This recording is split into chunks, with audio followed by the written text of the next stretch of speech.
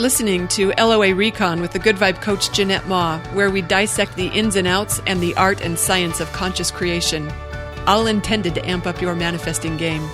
Let's have some fun together.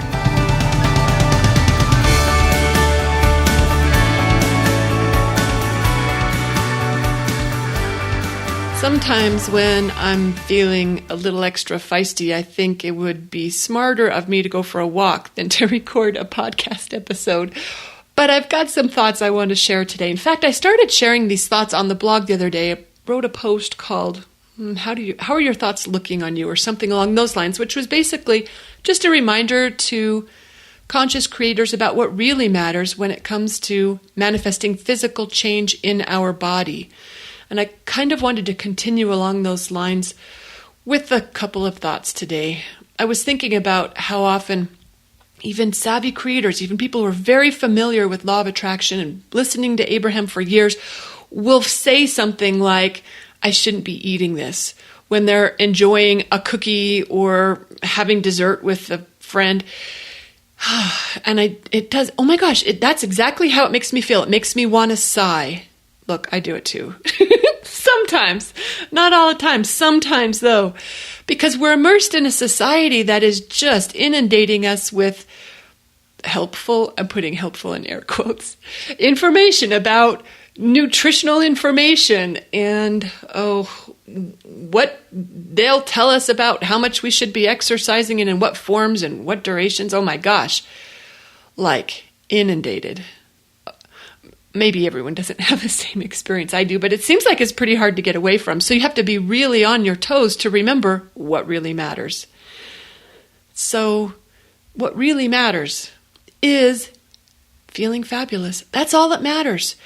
So if you can eat a cookie and feel fabulous, you're home free. If you eat a cookie and you feel guilty or you think you're going to pay for that, then you either want to change those thoughts or don't eat that cookie, because if you don't feel good, it will not affect you positively as you're doing it. And the same is true for our healthy food. Like, do you know how to eat broccoli and feel amazing? Maybe you do. Okay, I said broccoli because I don't like broccoli. Maybe if I thought hard, I could imagine a dish where someone made it, where it was really enjoyable, but I would have to really think. I'm not a fan of broccoli. And we all know how quote unquote healthy it is for us. I have to put that in quotes because it isn't healthy for me. See, I'm getting a little amped up.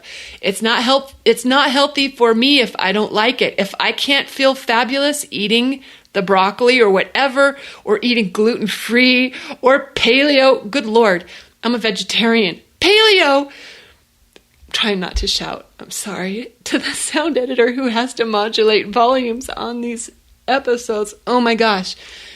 I get a little riled up on this subject because so often we, savvy creators, I do it sometimes too, we abandon what we know about vibration.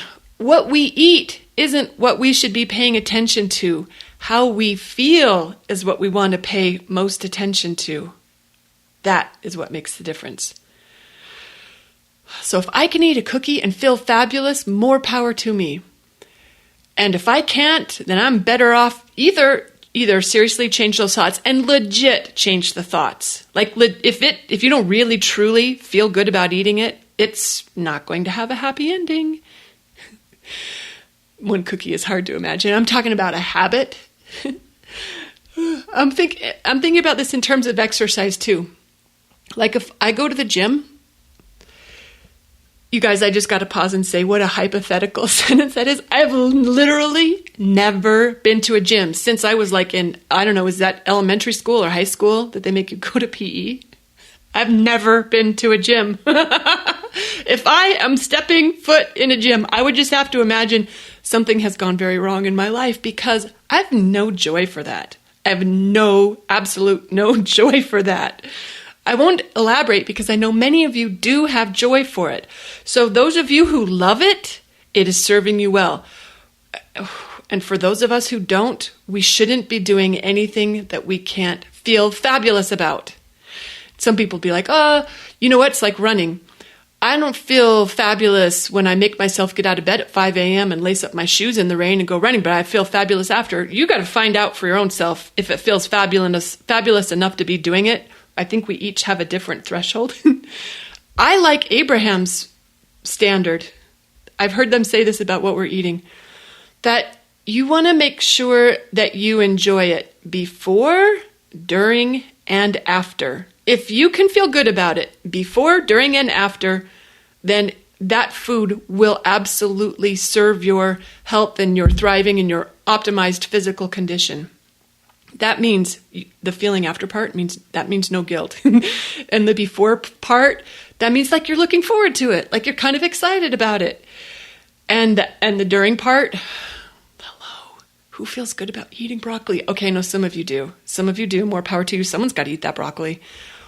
But I don't think it could be me. I don't think I can eat broccoli with joy. So I don't eat much broccoli. I eat a lot of cookies. I can do cookies with joy, but I also know I can tell when I'm eating a cookie without joy. I can tell when I'm eating a cookie out of stress. Yeah. I've been over the years paying more attention to it, so I can tell. It isn't always just eating a cookie is joyful for me. You know what? Sometimes that isn't fueled by joy or inspiration. So you got to pay attention to this stuff. But that's my point. That's what we want to pay attention to. Not just the rules of these foods or these exercises are good or bad. It's so personal, and you are the only one who can know, because no one else can feel how it feels for you. So let's make this commitment to ourselves that instead of following so many food or exercise rules given to us by muggles who just don't know any better, let's pay attention to what really matters. And that's how we feel. If we make feeling fabulous the threshold for whatever we eat or engage for exercise or movement, I prefer movement that isn't even called exercise. It probably counts for it, but I don't do it for exercise. I do it because this is what sounds best, whether it's gardening or going for a walk or, hey, look, sometimes jumping on that little, what's it called? The rebounder thing? Hello, that's cool. Sometimes that's fun. That's my favorite thing. I'm not doing it if it's not my favorite thing, because I know that feeling fabulous is what counts. So this is a reminder to myself, because I don't have a 100% perfect track record at practicing this, and I know I'm not alone. So if you want to dive into this more, the post at the blog is called "How Are Your Thoughts Looking on You?" or something like that. And if you've got thoughts to share, please pass them along on the blog. I kind of don't like podcasting very much because I don't get to talk to you guys. It drives me a little crazy. Thanks for the emails that some of you send. But whenever I've got a post that's related where we can converse there, that's super cool. Hey, and I want to give a shout out before I go to Charlotte, who left me a fabulous review on iTunes. She said, I found this podcast after watching a manifestation webinar where Jeanette was one of the guest speakers. Her energy was so contagious and joyful, I felt compelled to find more places where she was spreading the good vibes. That led me to her GVU website and this podcast. Now, whenever I need a pick-me-up or just want to experience what my friend and I call a joy nugget throughout the day, I listen to one or several, because they are addictive, of her podcasts. Thank you, Jeanette. Keep sharing your awesome vibes. Charlotte, thank you for that. You made my day. Really appreciate it. And thanks everyone who listens to these, even when I'm feisty. Send a big love your way. Bye, everyone.